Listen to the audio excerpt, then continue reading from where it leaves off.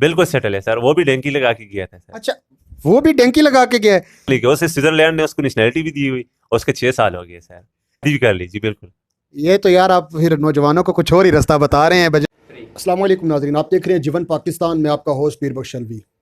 नाजरीन, आप देख रहे हैं कि पाकिस्तान के अंदर बहुत बेरोज़गारी है और बहुत ज़्यादा लोग डिग्रियां लेके फिर रहे होते हैं नौकरियों की तलाश में, लेकिन उन्हें नौकरियां नहीं मिलती हैं। और ये हालात ऐसा नहीं है कि अब से हैं, जब से पाकिस्तान बना है, पाकिस्तान बनने के बाद से लेकर आज तक आप हिस्ट्री देख लें कि कभी, यानी कि जो हमारे बड़े बुजुर्ग हैं ना, उनका बताना ये है, वो कहते हैं कि यार हम लोग अपनी जवानी में ये सुना करते थे या बचपन में कि यार हालात बहुत ज़्यादा ख़राब हैं, तो कुछ आगे चलो सेट हो जाएंगे। इसी तरह करते करते अब हमने भी बचपन में ये सुना, आज हम बूढ़े होने वाले हो गए। तो ये जुमला उसी तरह से कायम है।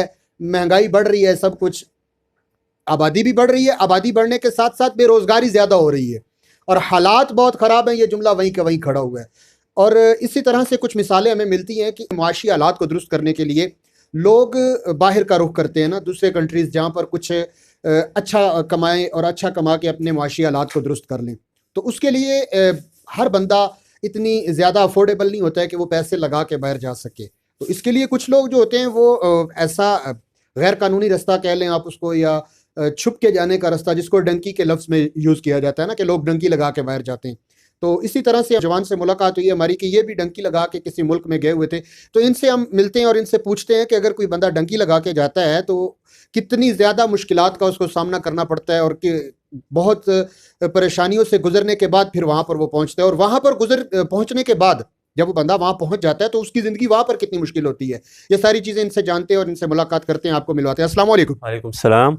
जी पैर, अभी क्या हाल चाल है? ठीक है, अल्हम्दुलिल्लाह जी, शुक्र है। अच्छा सबसे पहले तो नाजरीन को अपना नाम बताएंगे। मेरा नाम नियाज़ अली है अच्छा, और मैं 4 सदे तंगी का रहने वाला हूँ। सही अभी जो हाजिर पता है वो इस्लामाबाद में। सही, ज़बरदस्त। अच्छा न्याज अली भाई, आप डंकी लगा के किसी मुल्क में गए थे, अभी भाई बता रहे हैं, तो कौन सा मुल्क है जहाँ पर आप डंकी लगा के गए थे? हम तो डंकी लगाए थे तुर्की के लिए, और उससे आगे जाना चाहते थे लेकिन तुर्की में फिर थोड़ा स्टे हो गया। 4 साल तकरीबन तुर्की में रहे हैं। अच्छा, जब आप डंकी लगा के यहाँ पर जाना अपने इरादा बनाया तो कितने लोग थे जो आपके साथ थे जिन्होंने मिल के कहा कि यार डंकी लगा के जाते हैं? मैं तो जब यहाँ से जा रहा था अकेला था, फिर कोयटा में कुछ एजेंट ने कुछ और बंदों के साथ मिलाया, तकरीबन 15 से 20 बंदे वहाँ पे हो गए।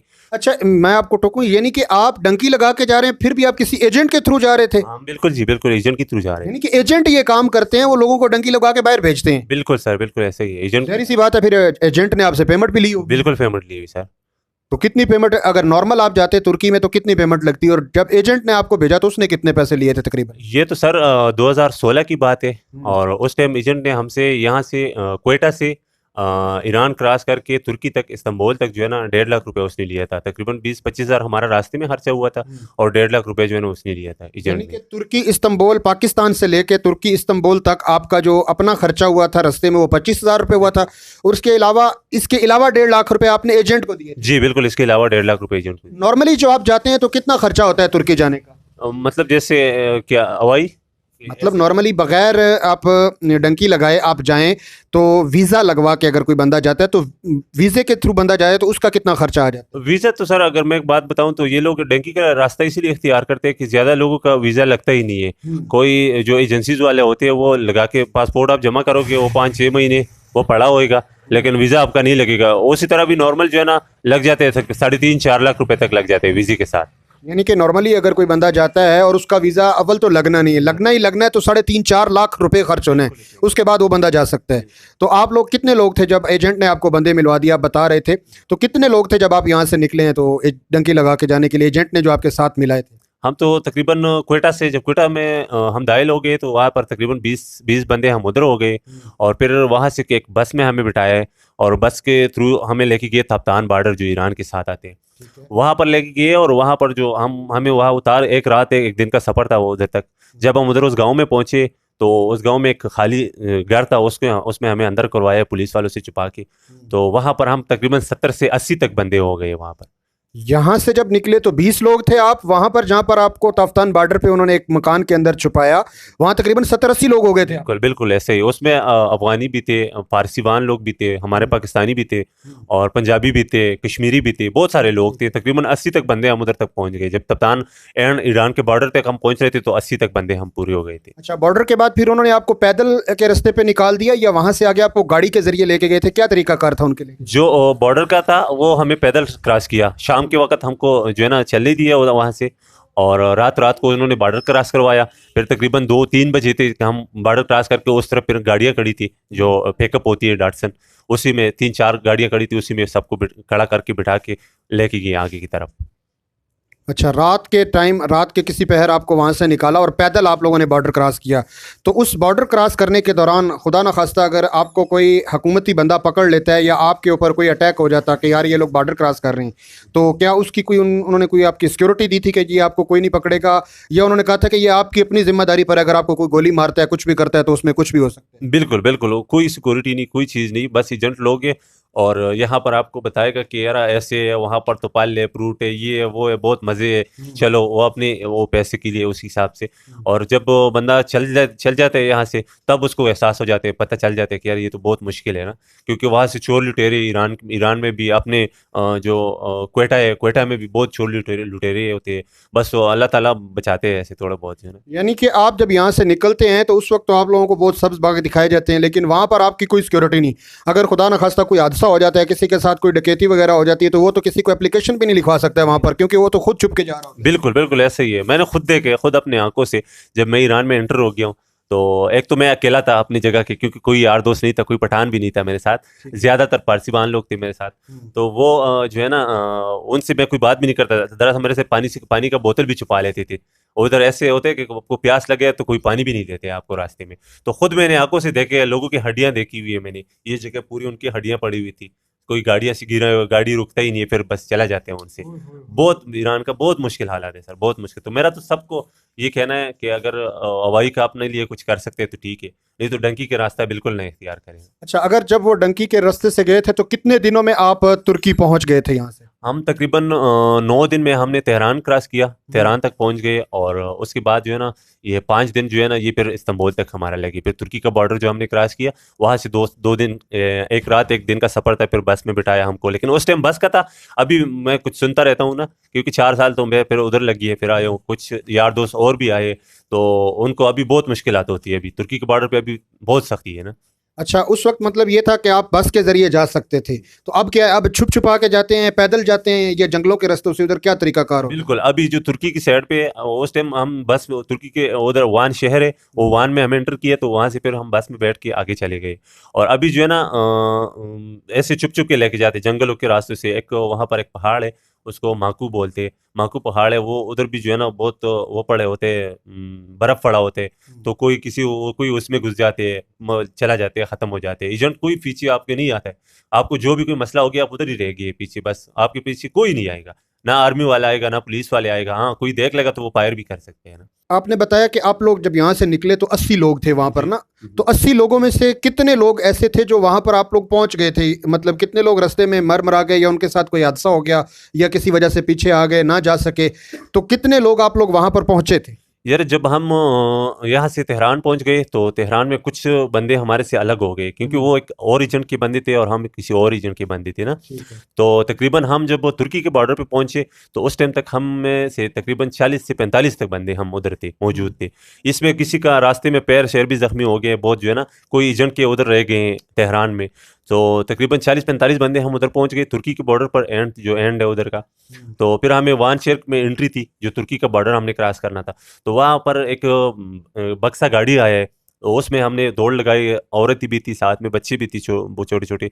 तो वहाँ पर जो है ना वो बक्से में हमें बिठाया, हम ऐसे बस दौड़ दौड़ के उसने दरवाज़ा खोला है, हम जल्दी जल्दी चढ़ गए। तकरीबन 22 बंदे हम चढ़ गए। बाकी उधर से आर्मी वाले आ गए, तुर्की वाले आर्मी, उन्होंने जो है ना वो बाकी जो रह गया, उसने दरवाज़ा जल्दी बंद करके हमें भगा के लेके गया। जो बाकी रह गए वो पुलिस वाले ने पकड़ लिए, लेके गए। तकरीबन 22 बंदे थे आप लोग जो आगे चले गए, बाकी सारे पीछे रह गए? 80 बंदे में से 22 हम बिल्कुल एंटर हो गए बस। 80 बंदों में से सिर्फ 22 बंदे आगे पहुंच सके। तो उन 22 बंदों का जब वहां पर पहुंचना हो गया, तो पहुंचने के बाद अब जो लोग पहुंच गए थे, क्योंकि वो तो गैर कानूनी रास्ते से गए थे, उनके पास कोई कागजात नहीं थे, कुछ नहीं था। तो वहाँ पर वो लोग मजदूरी उन्होंने कैसे की, आगे कैसे सर्वाइव किया, कैसे वहाँ पर रहे? छुप कर काम करना इतना ईजी तो नहीं होता है। बस तुर्की में ऐसे है कि ज़्यादा उनका हुकूमत ऐसे है कि वो हमें जो याबांजी लोग होते हैं, जो मतलब ये महाजर लोग होते हैं, इनको इतना कुछ नहीं बोलते। ज़ाहिर है अगर वो पुलिस वाले कोई चीज़ उससे पूछ लेते हैं, अगर बॉर्डर के आसपास होगी तो आपको पकड़ के फिर अपने मुल्क में आपको फेंक देंगे, यानी डिपोर्ट कर देंगे आपको। ठीक हो गया। और अगर आप इस्तांबुल या अंकारा उसके कैपिटल में होते तो उधर आपको इतना कुछ नहीं बोलते। अगर आपसे कोई पूछताछ भी करे तो आप उसको सीधे सीधे बता सकते हैं हम बॉर्डर क्रॉस करके आए, तो फिर आपको कुछ नहीं बोलते। हाँ, अगर आप बोले मेरे पास पासपोर्ट है, शनाख्ती कार्ड है, वो दोगे तो वो भी आपको फिर डिपोर्ट कर देगा, अपने मुल्क में फेंक देगा। अच्छा, अगर तो आप उनको पासपोर्ट वगैरह इस तरह की कोई चीज़ दिखाते हो तो डिपोर्ट कर देंगे। अगर आपने सीधा सीधा बता दिया कि यार मैं तो बॉर्डर क्रॉस करके डंकी लगा के, फिर आपको छोड़ फिर देंगे? बिल्कुल छोड़ देंगे, फिर कुछ नहीं कहेंगे। नहीं, इसकी क्या वजह आपने समझी कि क्यों छोड़ देते हैं? यार पता नहीं, बस वो मतलब वो हमारी मजबूरी को समझ लेते हैं कि शायद ये मजबूर है बहुत, इसी रास्ते से आए हैं, क्योंकि हर बंदा इसी रास्ते से नहीं आ सकता है ना। जो पैसे वाला होता है या कोई मसला होता है ना, तो वो इसी रास्ते से नहीं आएगा। उनको पता है ये मजबूर लोग हैं, ये मजदूरी करने के लिए आए, कोई गलत नहीं करेगा इधर। यानी कि मुसलमानों वाला जो एहसास आप कहना कि उनके अंदर मौजूद है कि यार मुसलमान भाई हैं हमारे, वहाँ से अगर आए हैं तो इन हालात में होंगे कि ये लोग पैसा भर के नहीं आ सकते होंगे, इसलिए इस तरह से आए हैं, तो इसलिए वो छोड़ देते हैं। बिल्कुल, इसलिए छोड़ तो दिया। वहाँ पर आपने कितना अरसा गुजारा तुर्की में? मैंने 4 साल गुजारे और बहुत पुलिस वालों से, बहुत आर्मी वाले से मेरा बहुत गपशप, फिर मैंने जुबान भी बहुत सीखी है उनकी। तो मेरे को बहुत रोका है उन्होंने, फिर मैं उसके साथ गपशप लगाई, सीधे सीधे उनको बताया इसी तरह जैसे अभी आपको बताया, कह रहा मैं ईरान से ऐसे डंकी लगा के ऐसे आया हूँ ना। तो वो मुझे छोड़ देते, सलूट भी कर लेते थे मुझे, बोलते तू बाशपकान है ना, तू बादशाह है इधर का। तो बहुत सलूट भी किया उन्होंने, हमारा बहुत रिस्पेक्ट किया है, बहुत ज़बरदस्त लोग हैं तुर्की की। लेकिन जो ये रास्ता है ना, बस ये बहुत बहुत मुश्किल यानी है। कि आप यूं कह सकते हैं कि मौत के रास्ते से गुजर के जब आप वहां पर पहुंच गए तो वहां कुछ ना कुछ आपको आसानी मिल गई। तो अब वापसी आने की आपकी क्या वजह बनी, क्यों वापस आया? मैं तुर्की से गया, फिर यूनान, मेरे जर्मनी फ्रांस की तरफ जाना था, क्योंकि मेरा एक भांजा वहाँ था स्विट्ज़रलैंड में, तो वो मुझे बार बार बोलता था आ जाओ। तो मैं यूनान गया हूँ, यूनान से फिर हमने डंकी लगाया सर्बिया की तरफ। तो वहाँ पर हमारा एक्सीडेंट हो गया, फिर कार एक्सीडेंट हो गया। तो कुछ लड़के और भी थे, पर उनका तो फिर मुझे पता ही नहीं चला कि क्या सूरत हाल थी उनका। लेकिन मेरा फिर एक ये टांग टूट गया था और एक हाथ टूट गया था, तो इसमें भी फिर राड लगाया, इसमें भी राड लगाया, तो फिर मैं मजबूरन मुझे वापसी पकड़ना पड़ी, मैं डिपोर्ट हो गया फिर। मतलब उन्होंने फिर आपको डिपोर्ट कर दिया। तो अब आपने बताया इसी दौरान कि आपका भांजा स्विट्जरलैंड में, तो क्या वो वहां पर सेटल है? बिल्कुल सेटल है सर, वो भी डंकी लगा के गया था सर। अच्छा, वो भी डंकी लगा के गया है? तो आज तक उसको किसी ने डिपोर्ट नहीं किया, यानी कि पकड़ा नहीं? बिल्कुल नहीं किया, उसे स्विट्जरलैंड ने उसको नेशनलिटी भी दी हुई और उसके 6 साल हो गए सर। यार ये कैसी बात है, वो बंदा डंकी लगा के गया तो उसको नेशनलिटी, क्या उसने कुछ शादी कर ली वहां? शादी भी कर ली जी, बिल्कुल। ये तो यार आप फिर नौजवानों को कुछ और ही रास्ता बता रहे हैं, बजाय इसके कि आप ये मना करें कि यार डंकी लगा के नहीं जाओ, तो वो तो कहेंगे कि भाई हम डंकी लगा के जाएं, वहां जाके शादी कर लें, बस ठीक है, समय तो नेशनलिटी मिल जाएगी। बस बहुत मुश्किल है ना, अब ये नसीब वाला उधर पहुंच सकते हैं ना। हर कोई मैं तुर्की में एक जगह पे थोड़ा फंस गया हूँ ऐसे। बॉर्डर, यूनान का बॉर्डर हम क्रॉस कर रहे थे, तो पुलिस वाले ने हमें, तुर्की के आर्मी वाले ने हमें, मुझे पकड़ा है ना, मुझे, मैं भी था, कुछ और दोस्त भी थे। तो उन्होंने हमें वहाँ से, उसके नज़दीक एक कैंप था, जैसे यहाँ पर हम चौकी बोलते हैं ना पुलिस वाले की, वो कैंप पे लेके गए।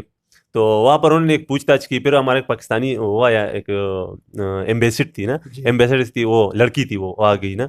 तो उसने हमें बहुत अजीब सा मशवरा दिया। उन्होंने बोला यार अभी आगे कोई होगा ना, तुम लोग इस रास्तों से आ रहे हो, अभी आगे एक बंदा गया होगा, उन्होंने आपको फोन किया होगा कि यार मुझे तो इतना या पेमेंट मिल रहा है, इतना मैं कमा रहा हूँ, या ऐसे मेरी शादी हो गई, या मुझे ऐसा नेशनलिटी मिल गई है। तो जाहिर है ये ऐसा नहीं है कि आप सब लोग जाओ, आप सब लोग ऐसा ही हो ना। तो तुम लोग अभी उसके पीछे पड़े हो कि हम भी जा रहे हैं, तो ये तो बहुत मुश्किल रास्ते है, सारा जंगल काट रहे हो, ये पानी है, ये है, वो है, बहुत मुश्किल है। तो ऐसा करो कि हर किसी का किस्मत एक ही तरह नहीं होता है ना। अच्छा, जब आप पैदल रास्ते में जाते थे तो खाने पीने का क्या होता था सामान आपके पास, और कैसे आप लोग गुजारा करते थे पैदल सफर में? पैदल सफर में हमने 14-14 रात भी सफर किया हुआ है यूनान में। और दिन को आराम करते थे? बिल्कुल, दिन को आराम करते थे और रात को फिर सफर करते थे। और बहुत अजीब अजीब पहाड़े, बहुत अजीब अजीब जंगलें थी। और हम यहाँ से, तुर्की से जब हम जाते थे, तो वहाँ से हमारा ऐसे पैक रोटी मिलती है, जो शापरों में पैक होती है, उसमें 4-4 5-5 रोटी होती है। वो हम अपने साथ 8-8 10-10 बैग में डाल के, और जो है ना पानी की बोतलें बैग में डाल के, ऐसा बस इसी तरह चलते रहे। तो जंगली जानवरों से आपका कभी सामना नहीं हुआ? डर नहीं लगता था रात को सफर करते हुए कि यार कोई सांप बिच्छू या इस तरह से आगे कोई शेर चीता, जंगली जानवर बहुत ज्यादा होते हैं, तो इस तरह कभी किसी से सामना नहीं हुआ? होते हैं, बिल्कुल होते हैं। बस यार और किसी चीज से सामना नहीं हुआ है, बस सुअर के साथ ज्यादा सामना हुआ है। अच्छा। और ये हिरन नहीं होती है, हिरणों के साथ ज्यादा सामना हुआ है, बाकी ऐसा कोई चीज नहीं देखा है। कभी कोई ऐसी कुछ हुआ हो कि ये जो झुंड है सुअरों का, इन्होंने आप पर कोई हमला कर दिया हो, आप लोगों पर, या ऐसा कुछ हुआ? ये एक रात हम बैठ गए, एक रोड था, और रोड से हम थोड़े नीचे उतर गए, उधर बैठ गए, हम कोई पानी शानी पी रहे थे, थोड़ा स्टे किया हमने। तो इसमें 8-10 आ रहे थे ये सुअर। तो हमें थोड़ा सा दूर भी था और तभी अंधेरा। तो हमारा ये शक आ गया, हमने बोले ये भैंसे वगैरह है ना, क्योंकि वो थोड़ा फासले में थे। तो वो जैसे थोड़े थोड़े नजदीक आते रहे, तो मेरे दोस्त को बोलते यार ये भैंस तो आराम आराम से छोटी होती जा रही है ना, ये पास आ रही है तो ऐसे छोटे छोटे कैसे भैंस है ये। जो मैं उठ गया, मैं होप से मैंने चिल्लाया ना, सही चिल्लाया, वो बस उसने हमें देख के बस वो भागने लगे है ना, वो वापस भागने लगे, सीधे चले गए ऐसे दौड़ के ना। अच्छा, इतना यानी तक कि जो है ना अल्लाह ताला ने आपको बचा अच्छा लिया। लिया, बिल्कुल। तो ऐसा कभी मतलब हुआ हो कि यार कोई सांप या इस तरह से कोई चीज आपके साथ हुआ, ऐसा कभी हुआ है? जरा नहीं देखे यार।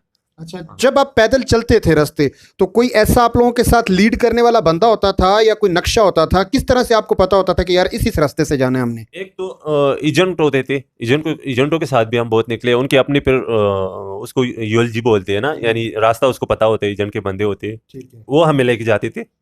वो जब लेके जाते थे तो 40-50 बंदे वो इकट्ठे होके लेके जाते थे। सही। और एक हम खुद फिर उनके साथ 5-6 दफा गए आए, पकड़ के वापस उन्होंने तुर्की में फेंका, यूनान वाले जो पकड़ते फिर वापस तुर्की में फेंक देते। ठीक है। तो फिर उसके बाद हमने डिसाइड किया, हमने यार बोले यार इनके साथ क्या जाने, ऐसे पैसे भी जाया हो रहे, 60-70 हज़ार 80 हज़ार पाकिस्तानी पैसे हमारा जाया होते थे। कितनी दफा पकड़े गए थे आप? मैं तो तकरीबन ये 17 दफा जो है ना, मेरा पैर टूट गया ना उधर यूनान की तरफ। 17 दफा पकड़े 17 गए दफा थे? बिल्कुल पकड़ा गया। यार बड़े ढीठ बंदे हो, 17 दफा पकड़े गए फिर वापस जाते थे फिर आप? वापस जाते थे यार, बस उस तरफ शौक था, हमने बोला वही पहुंच जाए।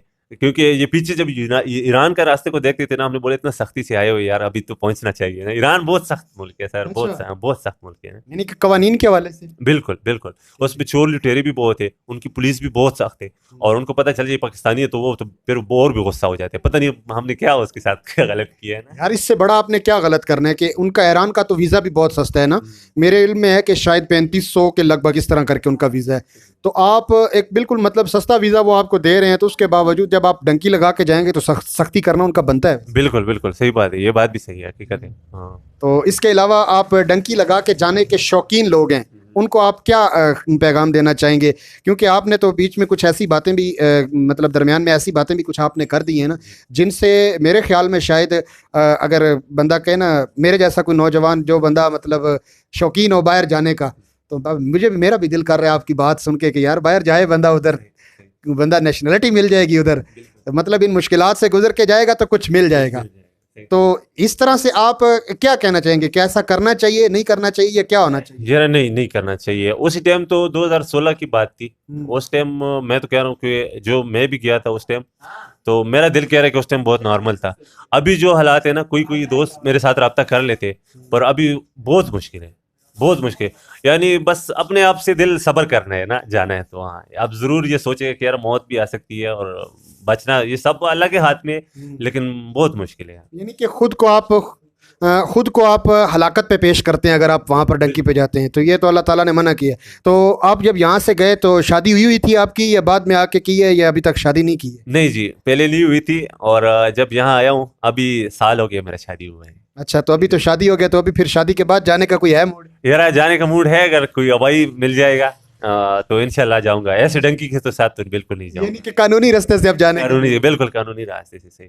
चलें जी नाजरीन, देखें बहुत कुछ सीखने को मिला हमें नियाज़ अली भाई की बातों से, कि जो नौजवान डंकी लगा के जाना चाहते हैं या इस तरह का शौक़ रखते हैं, तो उनको इन हालात के बारे में खूब यहाँ से आगाही मिली होगी कि इस तरह से करने से बेहतर है कि आप कुछ थोड़ा कमा लें, लेकिन अपने घर में, अपने वतन में आप रहें कम अज़ कम। क्योंकि आप ख़ुद को जब मौत या हलाकत के लिए पेश करते हैं तो वो ख़ुदकुशी है, और ख़ुदकुशी इस्लाम में हराम है। तो इस हराम काम को करने से बचना है, और इस तरह से अपनी जान को ख़तरे में डालने से बेहतर यही है कि आप यहाँ पर मज़दूरी करें। अगर आपने जाना ही जाना है वाकई में, तो आप क्यों, अगर जाना चाहते हैं तो कोशिश करें कि लीगली तरीके से जाएं, ताकि आप अपनी फैमिली के लिए भी मुश्किलात और परेशानियों का बायस ना बने। एजेंट की बातों में बिल्कुल ना आए। एजेंट जो है ना, वो बिल्कुल आपको ऐसा कर देगा कि आप बोले कि यार हाँ ये तो बस बहुत ज़बरदस्त है ना, लेकिन जब आप इस रास्ते पे चल पड़ोगे ना, फिर आप उधर बोले कि यार ये मैंने क्या कर दिया ना। हाँ, बहुत मुश्किल है ना। तो ठीक है नाजरीन, ये उम्मीद है कि बहुत कुछ सीखने को मिला होगा इस दौरान।